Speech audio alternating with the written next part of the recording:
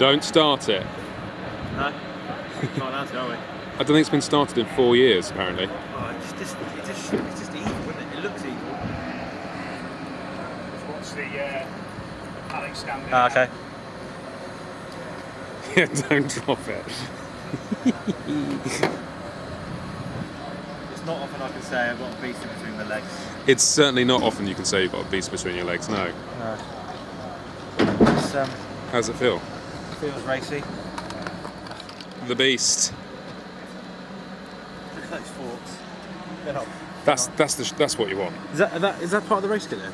That's not. That's just prototyping then, surely. They do them. I know they do the prototype forks that you could, well, the race kit forks. Not those gas charge parts. They are, yeah. Really? I don't remember the thing being that big. Such a big donger on the end. Why don't they make? No exhaust. Oh, I no. need to properly know. Yeah, it's twins. Can you fit your fist in there? Right. That's what you want now. I don't know why they don't paint them all this colour. I love it. I think it would scare old people. I think I'm going to get mine painted this colour. Mind you, it's like when you see those Dynarod vans that have been around for a couple of years and they go all like milky. Dynarod. Dynarod. Oh. Here we are, KTM. It's the 1290 Super Duke R track day. And we've got Jeremy McWilliams here, who's been ever so kind in helping me set up my own Super Duke, which I've been ragging around, and that's been awesome.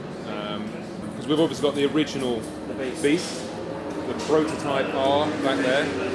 So, in terms of obviously that original prototype bike, was the aim to carry as much of performance from that over to the street bike?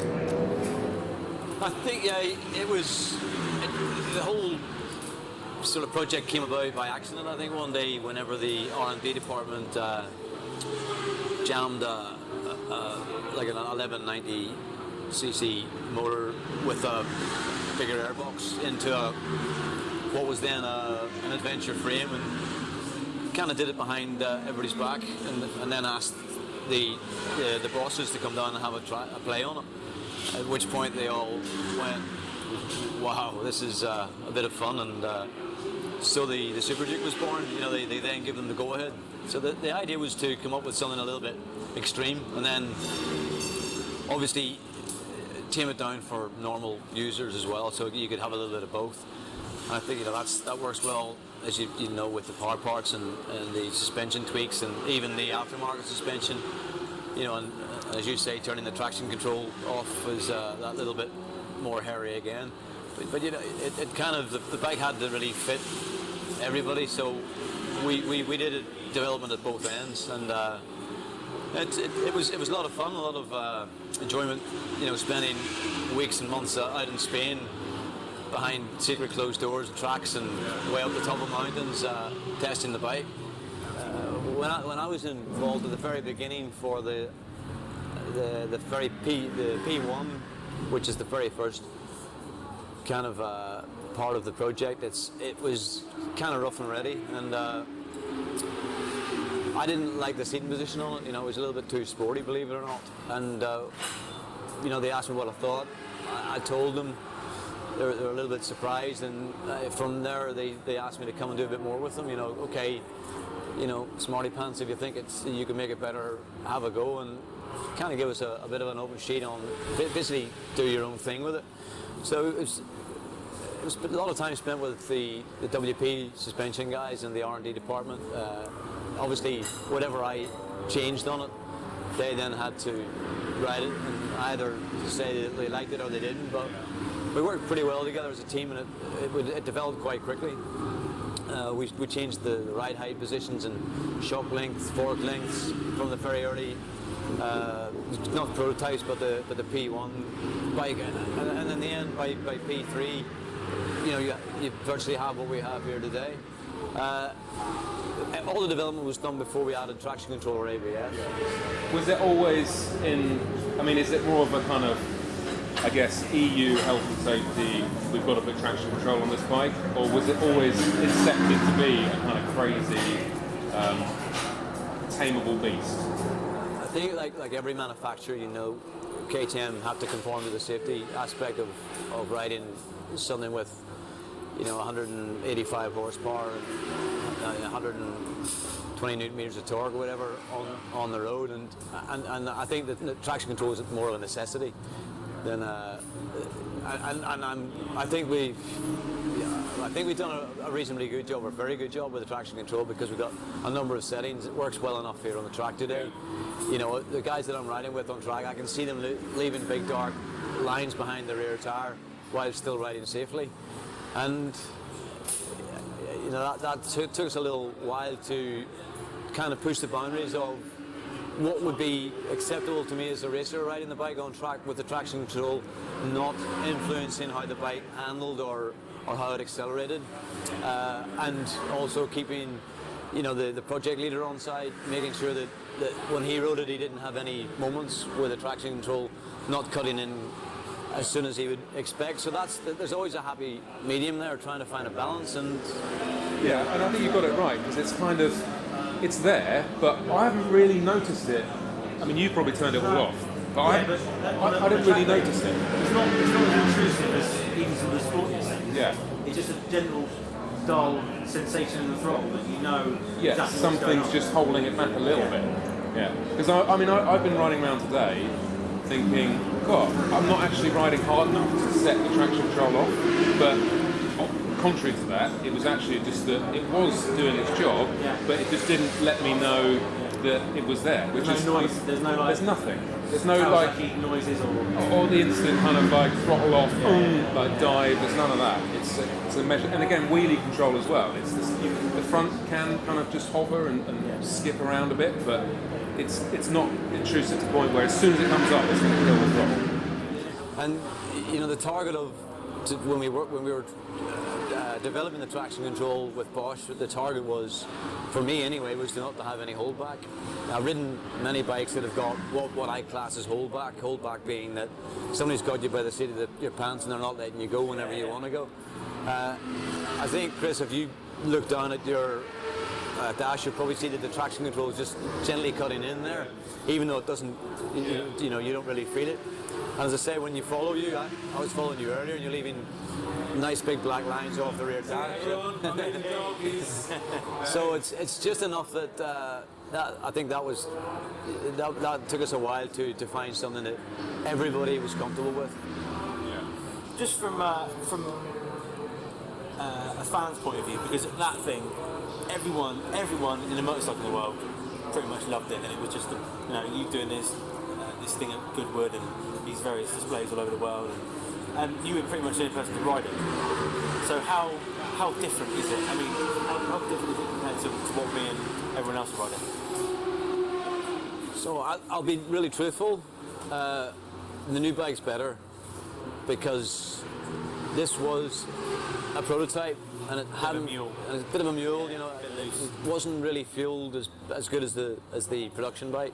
Didn't make the same torque, believe it or not. Had horsepower, but I think what we love about the new bike, or the 1290 Super Duke R, is that it's got a stack of torque right where you need it. This bike needed to be revved more, higher up, so the horsepower was much higher up the rev range. It does sound awesome, with the cut slash pipe and the straight through. That exhaust. I mean, that's one of the sexiest. It is the best looking.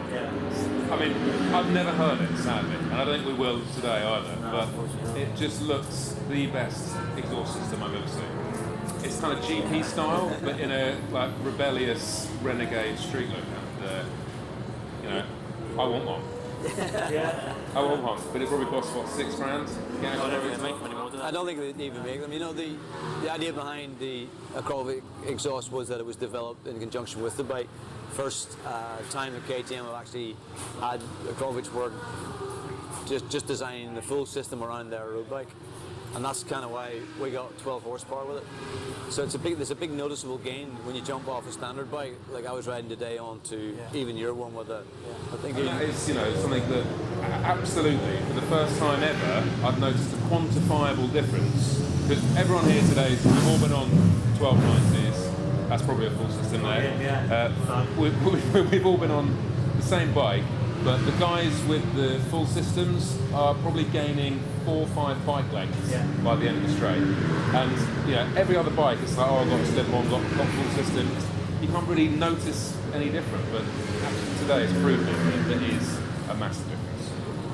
When we run the full system bike against, you know, the current sports bike crop, you can kind of cut the same lap time on the bike with the power parts and the exhaust system on as you can with a full-on, you know, one of a production sports bike. Any of the new ones, we just did that test in France, and it held its own. So it ended up about equal to the S1000RR on the 2015 bike. So so you know it does mean what it says. It's and was that with the full-on power parts, so the WPs, forks and shock? And shock, yeah. And they're prototype, those forks, aren't they? Well, those ones aren't available, but the ones that we have, the power parts ones that I use, that I race with, are all available in the power parts catalogue, as is the exhaust and all the nice little knobs and whistles, you know, everything else it adds on there. I feel my wallet itching.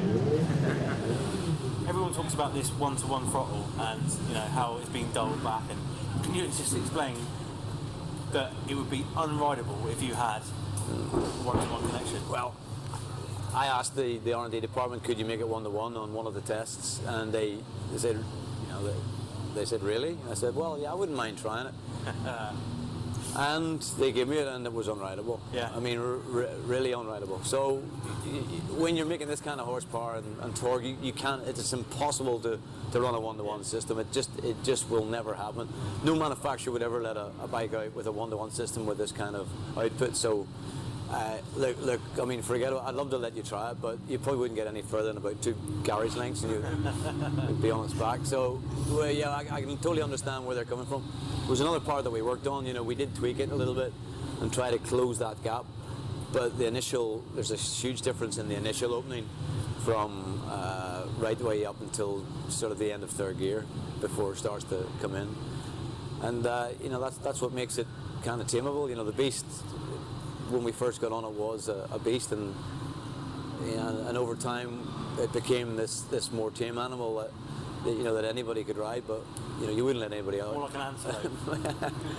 Well, you can turn everything off and go and buy all your power parts, and you can, you know, it's still the only bike that I know that you can lift in 5th gear. I've been probably unfairly critical of the suspension on the bike, the stock bike, in the past, but for the track. But after we've been working today with Jeremy, I take that back, because it's actually, and you've ridden it, night and day, isn't it? Really? Yeah. It's not a very big change. You know, it's just a little change too. And all of you can do it with everything that's under the seat of the bike. You know, in the toolkit, you don't have to go and get anything revalved and send your shocks off and do that stuff. You know, just add some preload in. Is it 10?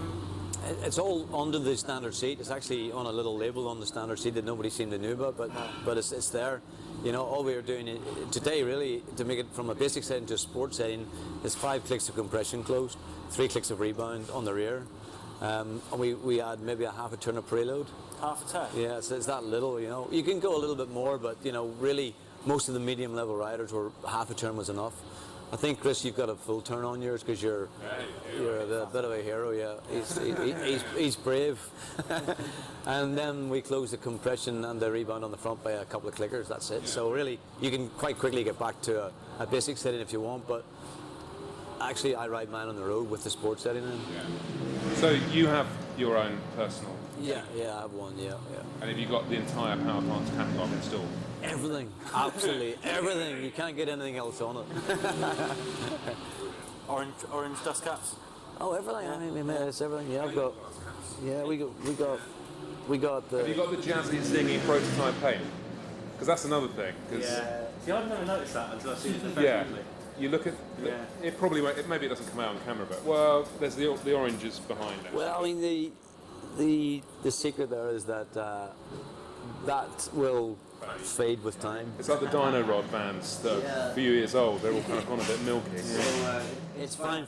It's fine for a prototype, but you know, I don't think that they ever wanted to have it come back 4 or 5 years down the line. So that's why we got this other gorgeous orange, which is more a KTM orange anyway. And is that the only prototype, or was there a couple knocking around like Frankenstein's of bits and bobs? There's a couple of there was a couple of ones at the beginning there with when I first tested it in a location in Spain, and it had a different swinging arm and stuff on it. So Always single-sided. always single-sided, yeah, but just not what you've got today. Few subtle changes in that, and really those changes came because of the huge torque output of the bike. The swinging arm was governed by the output of the bike. So in other words, the first ones just weren't as strong as they are now. Yeah, I mean it's arm-rippable torque. Yeah.